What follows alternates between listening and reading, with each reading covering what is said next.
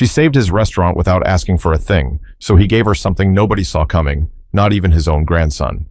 Let me tell you about a moment that didn't just shake a small place in Portland, Oregon. It shook a young woman's entire sense of what kindness really costs. Tessa Rowan wasn't looking for trouble that morning. She was just trying to get to her shift at a small diner off Hawthorne Boulevard, the kind of spot where the coffee tastes a little burnt, but the regulars like it that way. She had her headphones in, her jacket pulled tight, and her mind on the tips she hoped to make later. Nothing fancy, nothing dramatic. But then she heard a crash, a sharp metallic clatter, followed by someone muttering in frustration. She looked over and saw an older man, late 70s, maybe early 80s, struggling with a stack of metal trays outside his own restaurant. His hands shook so badly that one tray had flipped right out of his grip and bounced across the sidewalk. That man was Franklin Morrell. People walked around him. One woman stepped over the tray like it was nothing more than a piece of trash. Another guy glanced once, then went right back to scrolling on his phone. Tessa paused. She didn't know the man. She didn't even know the name of his restaurant. She just saw someone who clearly needed help. She pulled out her earbuds and hurried over. "You okay?" she asked. Franklin looked up with this mix of pride and embarrassment in his eyes. The kind older folks get when they want to pretend everything's fine, even when it's clearly not. "I'm fine," he said, bending down to grab the tray. But the moment he reached for it, his hand jerked, and the tray clattered again. Tessa crouched down and picked it up before he could try again. "You sure?" she asked. "Because I'm getting the feeling you're fighting those trays and losing." He let out a dry laugh. "They've got a mind of their own today." His voice was warm but tired, really tired. The kind of tired that didn't come from one rough morning, but from years of pushing through days that weren't easy. She stood and looked at the faded lettering on the window behind him, Morrell's Grill. She remembered passing it every morning but never stopping long enough to see the strain on the man who ran it. "Let me help you," she said. "You don't have to," he replied. "I know, but I want to." For a moment, he stared at her like he was trying to decide whether accepting help was weakness or wisdom. Then he exhaled and stepped aside. "All right, thank you." Tessa stacked the trays, carried them inside, and set them on the prep counter. The place smelled like old spices and memories, like a restaurant that had once been full of life, but was now holding itself together with stubbornness and habit. Franklin shuffled in behind her, moving slowly, one hand pressed to his back. "You work around here?" he asked. "2 blocks down," she answered, "at the Riverbend Diner." He nodded. "You're good at helping. Most people don't stop anymore." "Well, most people should," she said. He smiled at that, a small smile, but it changed his whole face, made him look lighter. And Tessa didn't know it then, but that tiny moment, kneeling on a sidewalk with a stranger, was the first shift in something much bigger, something she wasn't at all prepared for. But she also didn't know how fast one simple act of kindness was about to pull her into someone else's family battle, someone else's fear, and someone else's fight for dignity. And she definitely didn't know it would put her face to face with 2 lawyers and a grandson who walked in like he owned the world. The next morning, Tessa didn't plan on stopping by Morrell's Grill again. She woke up, tied her apron around her waist, and told herself she needed to focus on her own shift. Rent wasn't going to pay itself. Her car needed new brakes, and she was already picking up extra tables just to catch up. But something tugged at her when she walked past Franklin's place. The lights were on inside, but the front door was propped open like he hadn't finished setting up. She slowed down. She didn't mean to. It was like her feet decided for her. Inside, Franklin was wrestling with a bag of potatoes, the kind that came in huge 50-pound sacks. He had the top half lifted onto the counter, but his arm trembled as he tried to get the rest up. His face scrunched in frustration. He didn't see her standing there yet. "Morning," she said. Franklin startled so hard, he almost knocked the potatoes off the counter. "Oh, hey, didn't hear you walk in." "Yeah, I noticed," she said, stepping forward. "You need a hand with that?" He sighed. "I'm managing." "Looks like it," she teased gently, placing her hand on the sack before it could slip. "Let me." With a grunt, she hoisted the bag fully onto the counter. Franklin let out a low whistle. "You've got more strength than you look." "Years of lifting trays," she said. For a moment, they just stood there. The morning sun drifted through the windows, hitting the old tile floor with patches of soft light. The restaurant wasn't fancy. Older booths, a scratched counter, a fridge that hummed too loudly. But it had character, and it felt important, like a place someone once loved deeply. Franklin leaned against the counter. I used to have 3 cooks, 2 servers, and a kid who delivered orders to people who lived close by. We had lines out the door on Friday nights. What happened? She asked. He shrugged. People got older. Folks moved. My wife passed. And I guess the world moved faster than I could. His voice cracked slightly on the part about his wife, like he didn't want it to, but couldn't stop it. Tessa softened. That sounds tough, she said. It is, he replied quietly, but I'm still here. Someone's got to keep this place alive. She could see the pride in his eyes, pride mixed with years of holding everything together by himself. He wasn't running a business anymore. He was guarding a memory. She looked around and noticed little things she hadn't yesterday. A photo taped to the side of a cabinet of Franklin with a woman who had bright eyes and curls that fell to her shoulders. A handwritten menu from years ago. The ink faded. A framed newspaper clipping celebrating the restaurant's 20th anniversary. You built something real here, she said. Franklin swallowed hard and nodded. I tried. She checked the time on the old clock near the grill. She still had 15 minutes before her shift started at the diner. She could leave, or she could stay just a little longer. Want help getting set up for the morning rush? She asked. There's not much of a rush anymore, he said with a half smile, but I won't say no. So she grabbed a rag and wiped down the counter. She checked the coffee machine. She stacked plates. Franklin moved beside her, slower but determined. And then something small but important happened. He began talking. Not forced talking, comfortable talking. About how he opened the place with nothing but a loan and a dream, about how his wife used to run the register, about how their grandson used to play under the tables as a toddler. The more he talked, the more Tessa learned about a man who had spent his life caring for others, but never asking for help himself. By the time she reached the door to leave, Franklin called out, "Thank you, really." "Of course," she said. "I'll see you around." She walked toward the diner, but the whole time something about Franklin lingered in her thoughts. His shaking hands, the empty tables, the pictures of a life that used to feel bigger. But she had no idea that this second visit was the start of something she couldn't walk away from, no matter how hard she tried. And soon, helping him wouldn't just be something she chose. It would become something she felt responsible for. That same week, something shifted for Tessa without her even noticing it. She found herself slowing down every time she passed Morel's grill. It wasn't intentional. It wasn't planned. It was like her mind kept reminding her of that small restaurant with the crooked blinds and the stubborn old man who refused to quit. Then Thursday came, and Thursday was the day everything changed.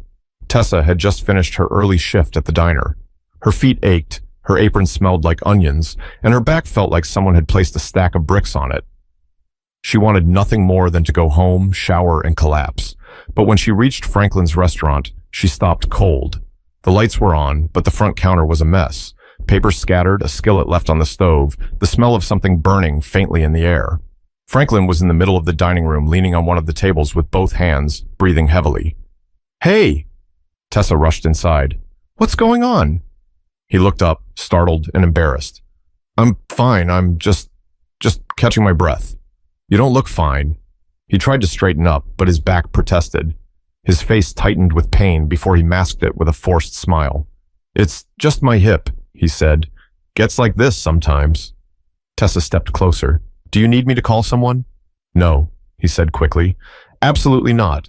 I've got it." But he didn't. Anyone could see that. She glanced around the restaurant. A pot on the stove smoked lightly. A cutting board sat next to half-sliced onions. The morning prep wasn't done. The floor hadn't been swept, and Franklin looked like he'd been fighting the day since sunrise. "Let me help," she said gently. "Tessa, you already did plenty this week." "It's okay," she insisted. "I'm not in a rush."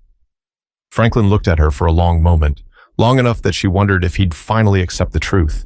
He needed help, even if he didn't want to admit it. Then he whispered, "Could you turn the stove off?" She moved quickly, shutting off the burner and sliding the pot aside. When she came back, Franklin was trying to stand straight again.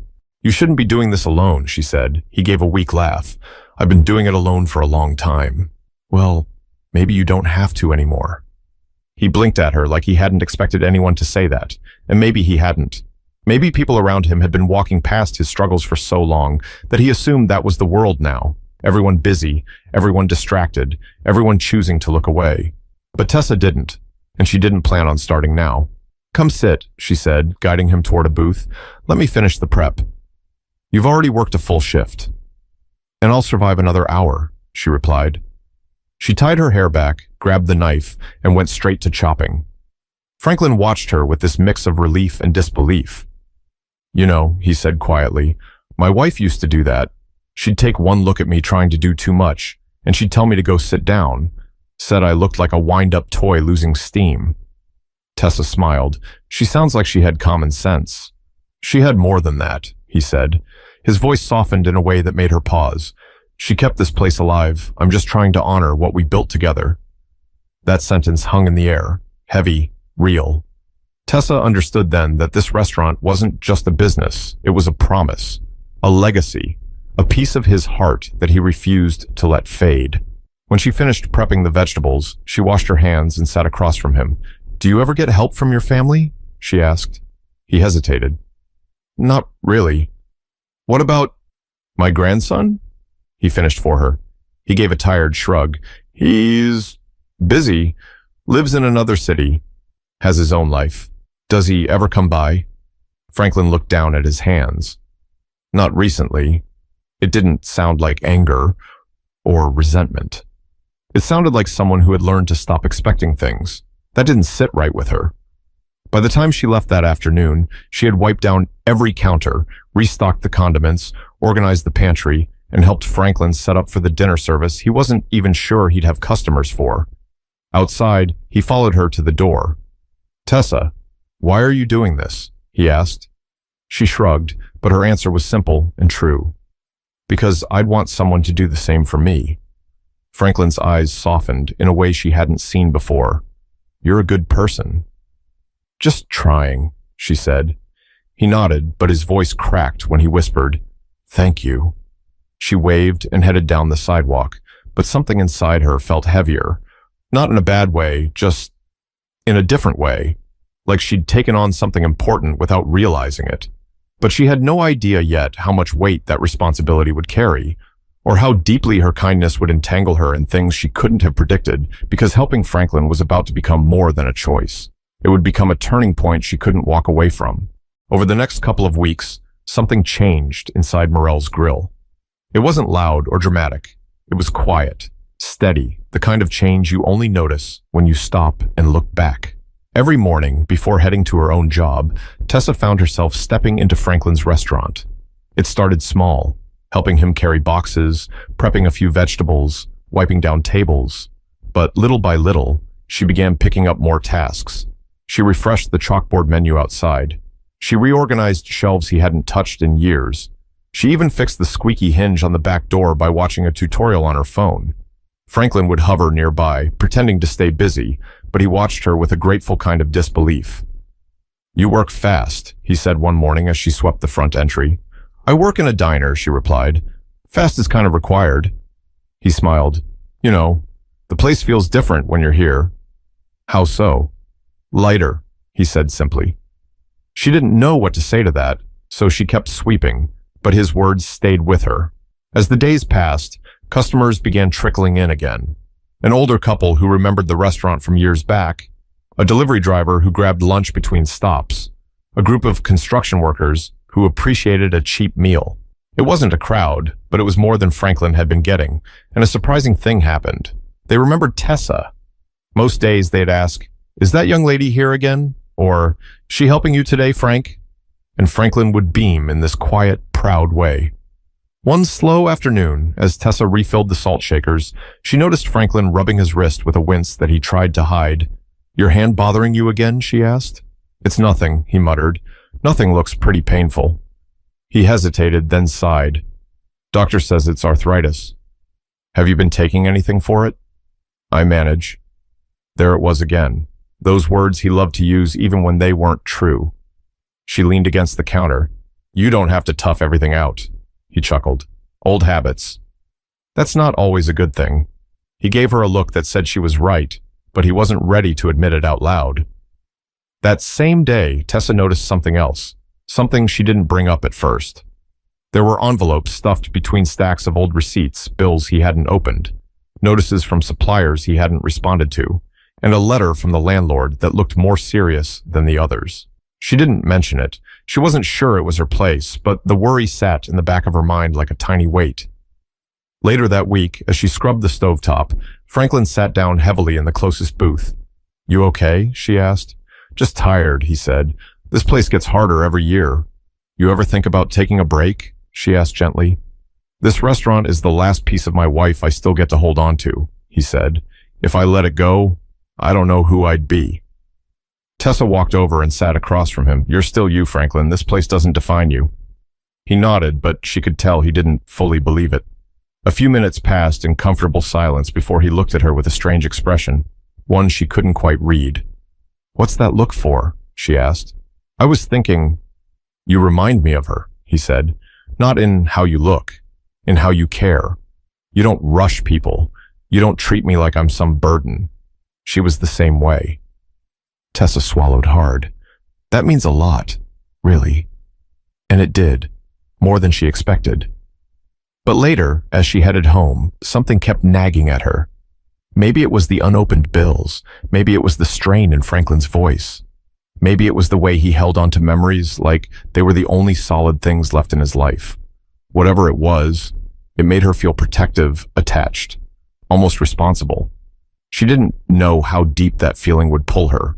She didn't know she was stepping into a story that had begun long before she arrived, and she definitely didn't know someone else had been watching from a distance, someone who didn't like her involvement at all. But soon, she'd learn just how far certain people would go to protect what they believed was theirs, and how quickly everything she'd built with Franklin could be twisted into something suspicious and dangerous. The day everything cracked open didn't start with warning signs. It didn't start with raised voices or tension in the air. It started with something simple. Tessa showing up early to help Franklin slice tomatoes. She walked into Morel's grill with her backpack slung over one shoulder and her hair tied back, expecting to hear Franklin humming to himself the way he did on good mornings. But instead, she found him sitting at the table closest to the window, staring at a paper he held in both hands. He didn't look scared. He didn't look angry. He looked defeated. "Franklin?" she asked softly. He folded the paper so quickly she barely saw the logo at the top. "You're early," he said, forcing a smile. "That doesn't answer my question. It's nothing important." But his voice cracked slightly, and Tessa knew better. She walked over, placed her hand on the back of the chair across from him, and said, "If something's wrong, you can tell me." He opened his mouth to respond, but that's when they heard it, the sound of expensive shoes tapping across the floor, steady and deliberate. A shadow stretched across the doorway, followed by the cold click of the door closing behind someone. Tessa turned. A tall man in a navy suit stood there, polished from head to toe, jaw set tight like he didn't have time for anything that didn't benefit him. His eyes scanned the restaurant once, landing on the dust on the window frame and the chipped tables before he even looked at Franklin. Behind him, two more men walked in black suits. Smooth briefcases, the type of men who used legal language the way most people use small talk. Tessa didn't know their names yet, but the man in front, the one who walked like he was taking possession of a room, she learned soon enough that this was Derek Morel, Franklin's grandson. "Grandpa," Derek said sharply. "We need to talk." There was no warmth, no smile, not even a hint of concern in his voice. Tessa straightened, Franklin's fingers tightened on the edge of the table. "I wasn't expecting you," Franklin said quietly. "Obviously," Derek replied, surveying the restaurant again with mild disgust. "I figured I should finally see what's been going on here. And," he added, nodding toward the two lawyers behind him, "I brought people who can help us get everything sorted." The closest lawyer stepped forward with a business casual smile that didn't reach his eyes. "Mr. Morel, we're here to assist with some documentation concerning the property." Tessa didn't like the tone one bit. Franklin cleared his throat. "I told you before, I'm not selling." Derek's head snapped toward him. "Grandpa, you can't keep this place running. Look at it. You're wearing yourself out. This is unsafe. You should have closed this place years ago." "That's not your decision to make," Franklin said, trying to keep his voice steady. Derek's gaze shifted, sharply, almost with suspicion, toward Tessa. And you must be the reason he's suddenly refusing every offer, he said. Tessa blinked. Excuse me? Who are you? Derek asked, ignoring the annoyance in her voice. She helps me sometimes, Franklin said quickly. She's a friend. A friend, Derek repeated, the word dripping with doubt. Right. One of the lawyers opened his briefcase and placed a stack of documents on the table. The sound echoed through the restaurant like a warning shot. Mr. Morell, the lawyer began, we've drafted preliminary agreements in case you decide to move forward with selling the property. It's in your best interest. You're of advanced age. Your health is... That's enough, Tessa snapped. All three men turned toward her, clearly surprised she would interrupt. You don't get to talk to him like that, she said. Derek stepped closer. This is a family matter. Then maybe act like family, she shot back. His jaw tightened, and for a moment it looked like he was about to argue, but then his eyes narrowed, studying her as if trying to place her role in this.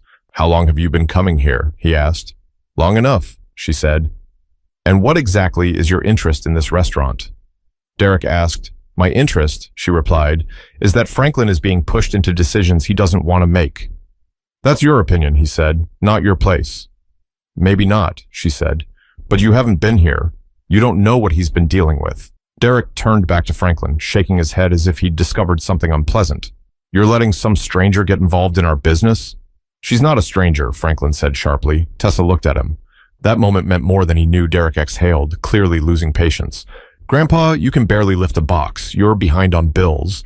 This place is close to shutting down. I'm trying to help you. By taking everything I have left? Franklin whispered. That line hung in the air like something fragile breaking. Derek hesitated for the first time, but only for a breath. Then he pointed to the documents. Please look them over. We can't keep dragging this out. And if she's influencing you... She isn't, Franklin cut in. Everything I decide on my own. Derek shot another cold look at Tessa. She held her ground. Fine, he said to Franklin. Then we'll talk again tomorrow. He turned and the lawyers followed him out. The door closed behind them, leaving the restaurant in a thick, heavy silence. Tessa and Franklin sat there, the tension still settling around them. After a long moment, Franklin said quietly, I'm sorry you had to see that. You don't have to apologize to me, she replied, but you need to tell me what's going on. Franklin looked down at the table, tired in a way she had never seen before. I was hoping I wouldn't have to, he said, but she didn't know how deep this family conflict ran, or how far Derek was willing to go. And she definitely didn't know that before the week was over, things would get a whole lot worse. The next morning felt heavier than usual. The air inside Morell's grill didn't smell like breakfast or hot coffee. It smelled like worry. Tessa walked in and found Franklin sitting at the counter, his elbows on the table, his glasses off, rubbing the bridge of his nose like he'd barely slept. Rough night? She asked gently. He didn't answer right away. Instead, he gestured to the paperwork spread out in front of him, signatures, legal terms, property evaluations, pages filled with words designed to push him in one direction. They want me gone, he said finally. They think I'm too old to make decisions. They're wrong, Tessa said. I'm tired, Tessa, he whispered, but I don't want to lose this place. She walked around the counter and sat beside him. Then we'll figure something out. You're not alone. He looked at her with red, exhausted eyes. I don't want you caught in my problems. You're not dragging me into anything, she said firmly. I'm choosing to be here. Before he could respond, the front door swung open so hard it hit the wall behind it. Tessa flinched. Derek Morell stormed in again, but this time, the polite mask he wore yesterday was completely gone. His shoulders were tense, his eyes cold. The two lawyers followed behind him, but this time they seemed unsure, like they weren't expecting this level of intensity. Tessa, Franklin murmured under his breath. Stay calm. She stood anyway. Back again? She said. Derek ignored her and walked straight to his grandfather. We need to talk. Now. I told you I need time, Franklin replied. You've had time, Derek said sharply, and I'm done waiting. He grabbed the papers off the counter, flipping through them aggressively. One sheet slipped from his fingers and fell to the floor. Do you even understand what you're signing away by refusing? He demanded. I understand exactly what I'm doing, Franklin said quietly. Really? Because it looks to me like someone else has been whispering in your ear. His eyes shifted to Tessa. There it was. The accusation she'd felt brewing since the moment he first stepped through the door. Tessa stepped closer. You don't get to blame me for something you never took time to understand. Derek scoffed. Please, you think I don't see what's happening here? Young woman shows up out of nowhere, suddenly spending all her free time with an elderly man who owns property worth real money. That's not charity, that's strategy. Tessa froze. You don't know anything about me, she said, her voice shaking with anger. Oh, I know enough, Derek shot back. You met him recently. You're suddenly helping every day. He's suddenly refusing every offer I give him. He's hiding unopened bills. And now your name keeps coming up every time he talks about the future of this place. Because I actually show up, she snapped. Because I care about him. When's the last time you did? The room fell silent for a moment. Derek swallowed hard, but didn't break eye contact. I don't need you lecturing me about my own family, he said. Someone has to, she said. The closest lawyer stepped forward, clearing his throat. Mr. Morrell, perhaps we should... No, Derek interrupted. She wants to be involved? Fine. Let's involve her. He turned to Tessa. You want to explain why you're so invested in this place? Or better yet, what exactly you're hoping to gain from my grandfather? Tessa felt the insult hit harder than she expected. She took a step toward him. Gain? She repeated. If you think I'm here for money, you haven't been paying attention. Then what are you here for? Tessa didn't even look at Derek. She looked at Franklin. And in that moment, she realized something she hadn't admitted to herself yet. I'm here because he needed someone, she said softly, and no one else was stepping up. Franklin's eyes watered. He looked down at the counter, trying to hide it. Derek glanced at him, and for the briefest moment, his expression flickered with something, guilt maybe, but he shut it down instantly. You're manipulating him, Derek said. No, Tessa replied.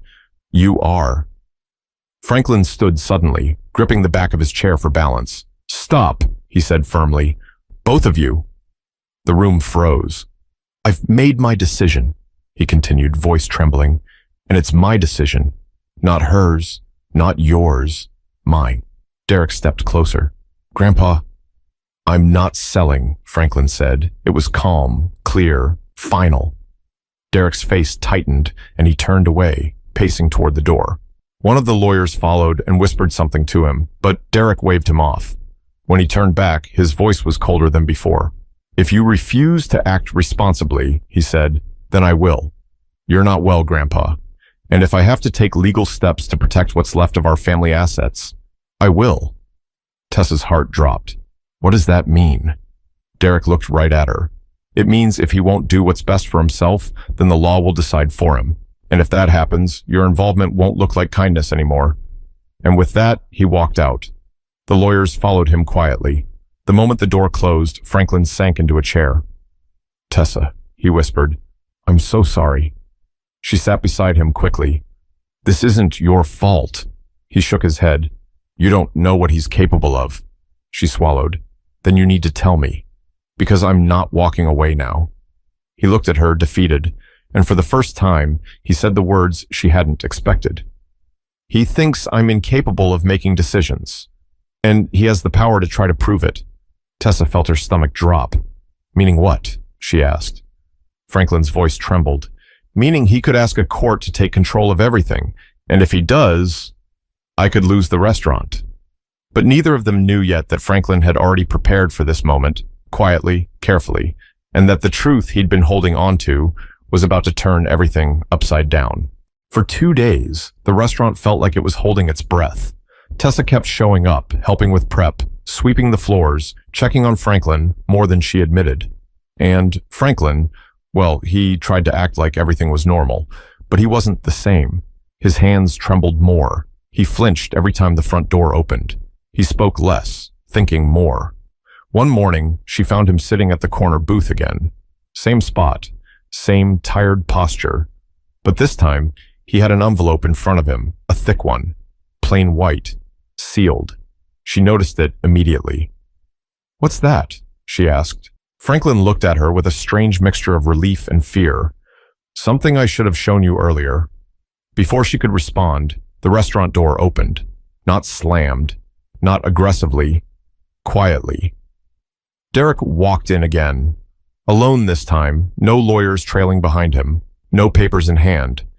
His suit looked the same, but his expression was different, strained. Like the last argument hadn't settled well with him. "Grandpa," he said, voice lower than before, "we need to talk." "Then talk," Franklin replied, not moving from his seat. Derek took a breath and approached slowly, almost cautiously. "Look, maybe I came at this the wrong way, but I'm worried about you."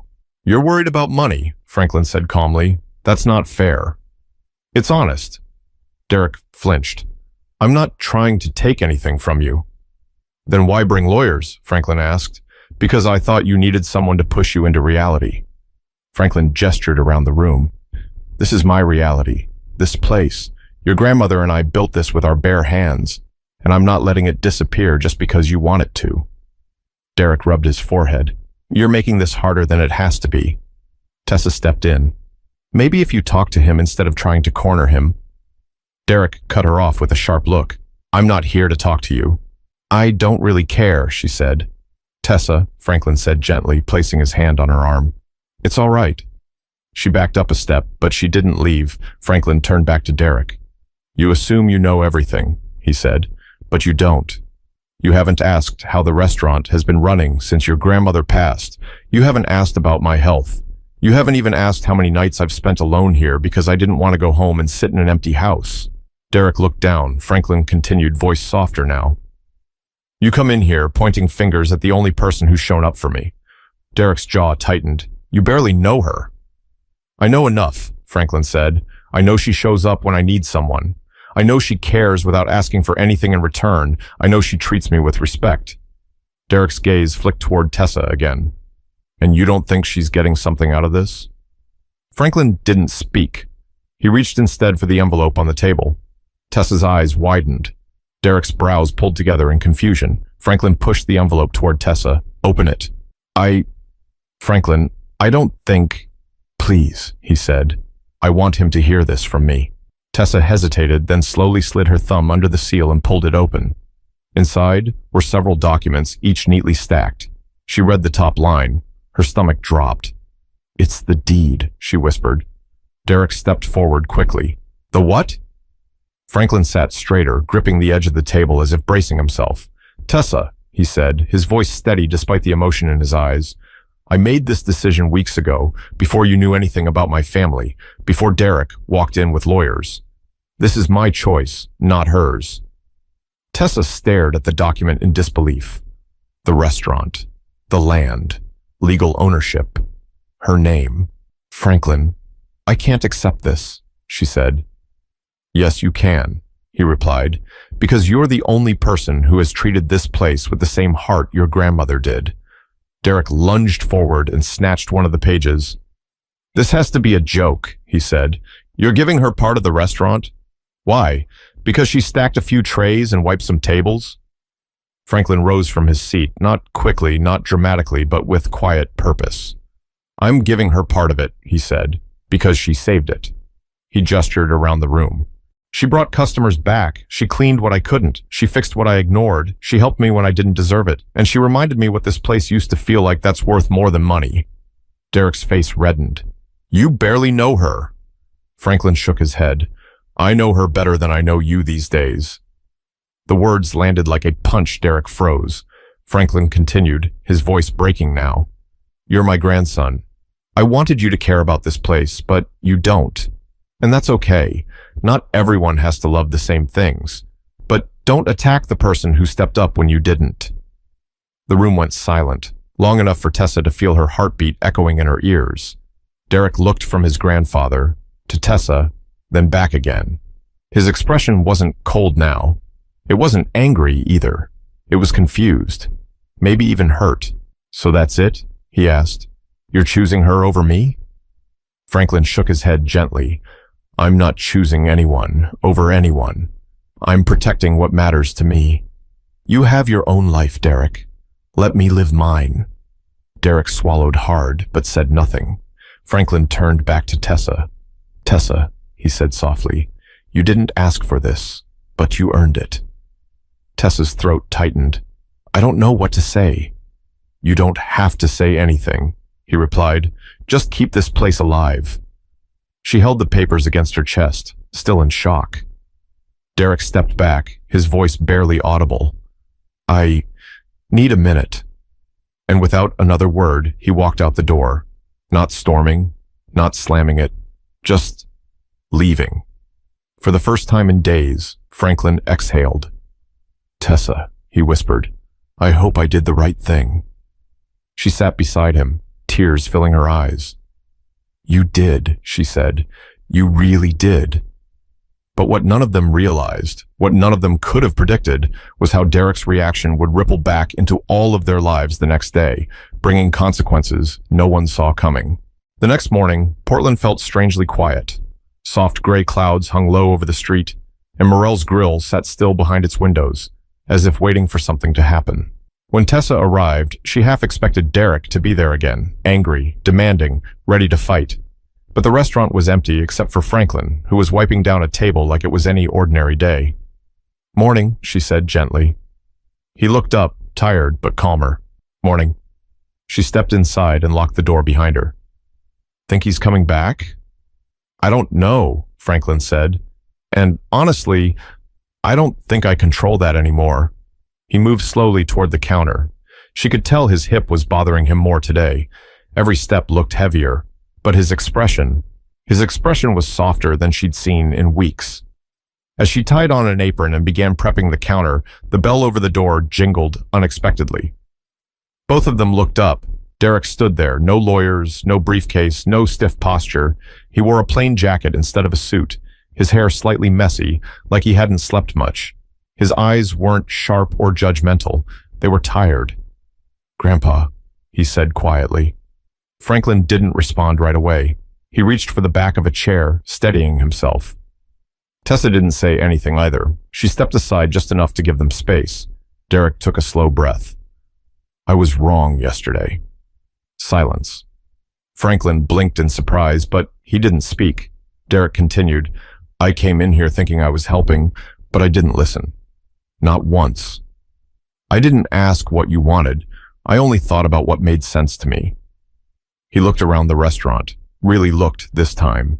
The old booths, the framed photos, the faded menu boards, the grease stains on the wall behind the grill, all the things he had ignored before. It smells the same as when Grandma used to cook, he said quietly. I haven't walked in here in years, and it still feels like her. Franklin swallowed hard. She would have liked seeing you here. Derek nodded slowly.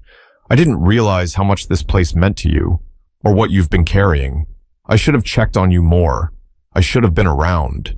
You have your own life, Franklin said gently. That's not an excuse, Derek replied.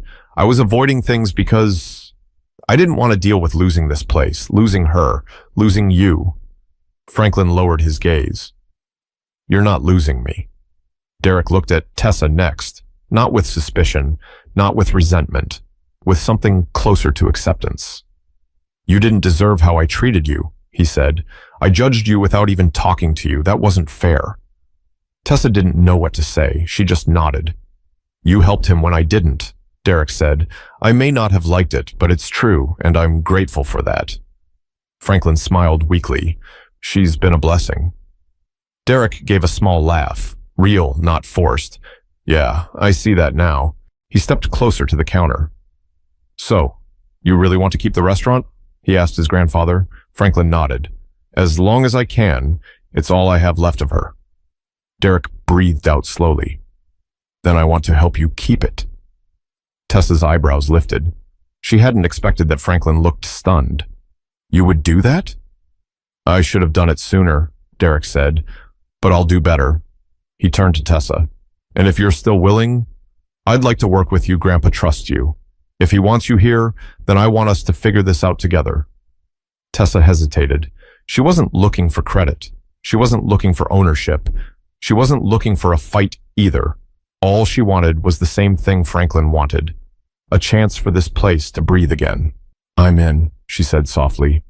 As long as Franklin is. Franklin wiped at his eyes. I don't know what I did to deserve either of you.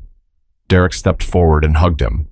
It wasn't long, it wasn't dramatic, it wasn't perfect, but it was real. And Tessa felt something inside her loosen, a tension she didn't even realize she'd been holding on to. They spent the next hour sitting around a booth talking things through, not legally, not strategically, just honestly. What the restaurant needed, how they could divide responsibilities, how to protect Franklin's decision while keeping him safe, how to rebuild something that had been crumbling for years. When the conversation ended, Derek asked quietly, "You're sure about giving her part of the restaurant?" Franklin nodded. "She earned it." Derek accepted that without an argument. It meant more than anyone said out loud. By noon, they opened the doors. Customers trickled in. The grill sizzled. The smell of onions and spices filled the air. For the first time in a long time, Morel's grill felt alive again. Not because of the building, but because the people inside finally stopped pulling in different directions. Later that evening, when Tessa walked out into the cool air, Franklin called after her. "Tessa." "Yeah?" He smiled softly. "Thank you for saving more than just a restaurant." She smiled back. "Anytime." And she meant it. Because kindness doesn't disappear. It circles back. It grows. It creates moments that change people, sometimes gently, sometimes painfully, but always powerfully. Sometimes it takes one person to show up. Sometimes it takes two people to admit they were wrong. And sometimes it takes all three to rebuild something worth keeping. Kindness doesn't make you weak. It makes you the reason someone else doesn't fall apart. Now, before you scroll away, ask yourself, who in your life could use a little help today? Who needs you to show up, even in a small way? Because you never know. Your kindness might be the moment that saves someone's entire world.